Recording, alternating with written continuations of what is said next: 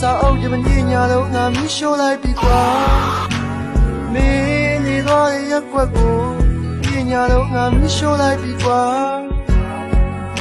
စီဘလည်းမရောက်ဖြစ်ပါငါရီရောက်တဲ့တငယ်ချင်းဆိုမီးရှို့လိုက်ပြီကွာပြေးလာနိုင်တဲ့ကြောင်းများကိုအနာဂတ်မှလည်းမခံရလို့ချိုးလိုက်ပြီကွာအေးမရောကပြောက်ဖို့ရာငါထဲကပေးရစေရမရှိုးလိုက်ပြီကွာအေးနေကောင်းလာမေးဖို့ရာအေးမရောကရှိုးလိုက်ပြီကွာအေးရဲ့ညရေးစတဲ့ပါခင်မောင်လေးကိုရှိုးလိုက်ပြီကွာပြေးလာနိုင်တဲ့ကြောင်းများကိုအနာဂတ်မှလည်းမခံရလို့ချိုးလိုက်ပြီကွာ